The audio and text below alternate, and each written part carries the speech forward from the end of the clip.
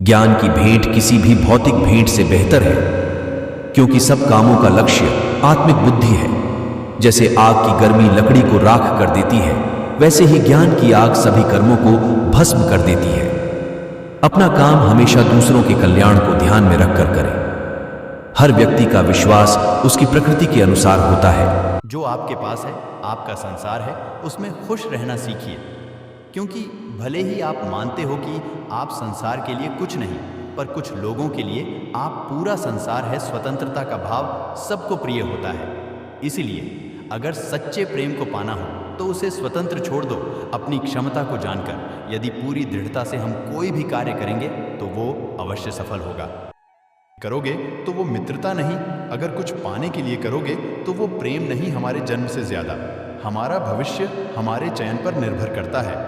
इसीलिए अच्छी तरह से सोच समझकर चयन करना एक उज्जवल भविष्य के लिए अनिवार्य है। मनुष्य एकत्रित करता रह जाता है, परंतु न तो उसके मन की भूख मिटती है, न ही शरीर की।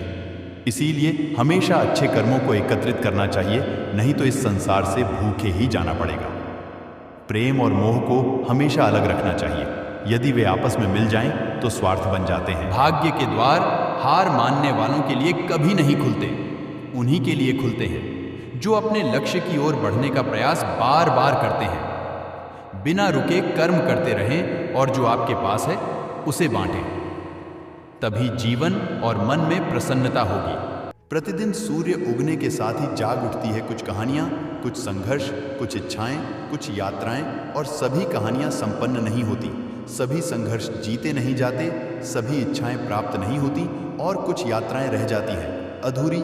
क्यों? अब आप में से कुछ कहेंगे प्रयास अधूरा था, कुछ मानेंगे निश्चय दृढ़ नहीं था, कुछ क्रोध करेंगे तो कुछ इस असफलता का बोझ अपने भाग्य के कांधों पर डाल देंगे। परंतु इन सब का कारण केवल एक तत्व की कमी है, 2.5 अक्षर की कमी है।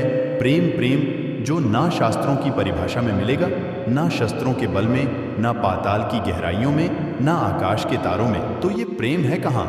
कैसे पाया जाता है इसे? क्या है मार्ग प्रेम को पाने का? प्रयास रहेगा आपको यही समझाने का। तो आइए भागी बनिए, इस यात्रा के साक्षी बनिए।